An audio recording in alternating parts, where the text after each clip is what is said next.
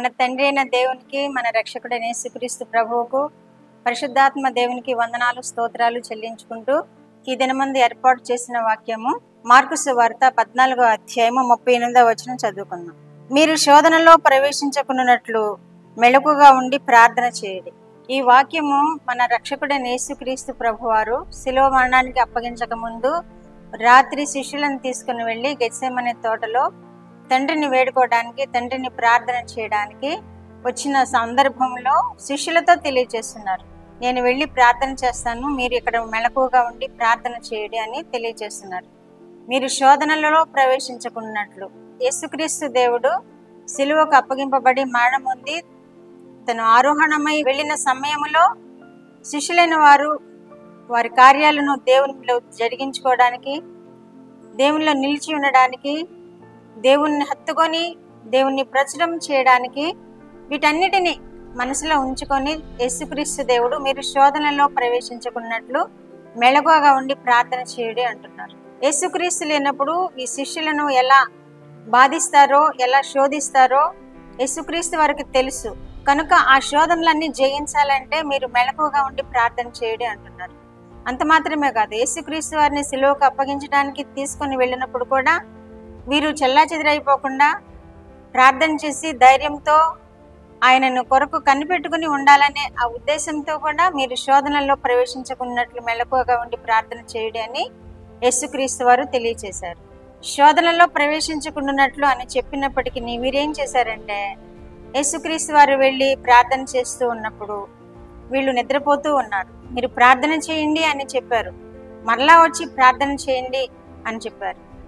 మళ్ళా నిద్రపోతూ ఉన్నారు. కనుక యేసుక్రీస్తు వారు జరగబోయే ముందు పరిస్థితులను గమనించి వారు శోధనలో ప్రవేశిస్తారని తెలిసి మీరు శోధనలో ప్రవేశించుకున్నట్లు మెలకుగా ఉండి ప్రార్థన చేయడి అని శిష్యులకు తెలియజేస్తున్నారు.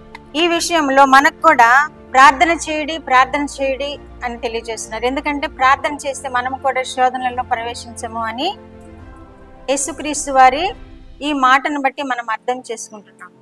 మనము శోధనలో ప్రవేశించకుండా ఉండాలంటే మనము కూడా ఎడతెగక ప్రార్థన చేయాలి, విసుగక ప్రార్థన చేయాలి. 1వ దశలోనికలకు రాసిన పత్రిక 5వ అధ్యాయం 16వ వచనంలో ఎడతెగక ప్రార్థన చేయడి అంటున్నారు. ఎడతెగక ప్రార్థన చేయడి అంటే మనం ప్రార్థన చేసినప్పుడు సాతాను మన సమీపంలోకి రాలేదు, వాడు శోధించలేడు మనల్ని ఇబ్బందులతో కానీ, శ్రమలతో కానీ, వ్యాధులతో కానీ మనల్ని హింస పెట్టడానికి ప్రతి అనుక్షణము మనల్ని శోధించడానికి ప్రయత్నిస్తూ ఉంటాడు. కాబట్టి ఇక్కడ అపోస్తలుడైన పౌలు అంటున్నాడు, మీరు ఎడతెగక ప్రార్థన చేయడి అంటున్నారు. వాళ్ళ భక్తి జీవితాన్ని మర్చిపోకుండా ఉండాలంటే, వాళ్ళ విశ్వాస జీవితాన్ని విడిచిపెట్టకుండా ఉండాలంటే ఎడతెగక ప్రార్థన చేయాలి అని తెలియజేస్తున్నారు. అలాగే రోమీయులకు రాసిన పత్రిక 12వ అధ్యాయం 12వ వచనంలో కూడా ప్రార్థన యందు పట్టుదల కలిగి ఉండుడి అంటున్నారు. ప్రార్థన యందు పట్టుదల కలిగి ఉండుడి అంటున్నారు. మనం విశ్వాసంతో బలమైన ప్రార్థనలు చేసినప్పుడు తప్పక దేవుడు మన జవాబు ఇస్తాడు. ప్రార్థన యందు పట్టుదల కలిగి ఉండుడి అంటున్నారు. శిష్యులు ఆ రాత్రి ప్రార్థన చేయండి అన్నప్పుడు వారు ప్రార్థన చేయలేకపోయారు, వారు శోధనలో ప్రవేశించారు. కానీ మనము శోధనలలో ప్రవేశించకుండా ఉండాలంటే ఎడతెగక ప్రార్థన చేయాలి, పట్టుదలతో ప్రార్థన చేయాలి.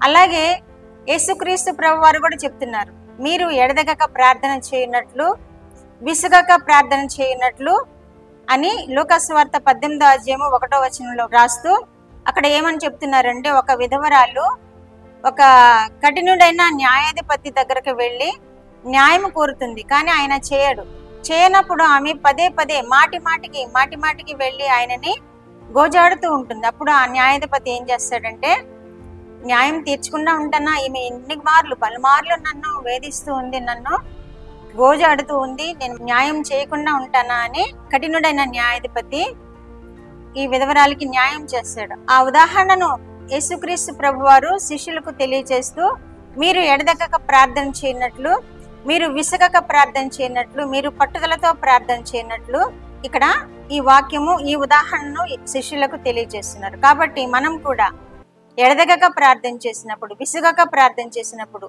పట్టుదలతో ప్రార్థన చేసినప్పుడు, మాటి మాటికి ఆ విధవరాలు అడిగినట్లుగా మనం కూడా మన తండ్రి అయిన దేవుణ్ణి, మన రక్షకుడైన యేసుక్రీస్తు ప్రభువును గోజాడినప్పుడు మనం తప్పక ఏది అడుగుతామో అది తప్పక నెరవేర్చబడుతుంది అని మనకి ఈ వాక్యం ద్వారా తెలుసుకోగలుగుతున్నాం.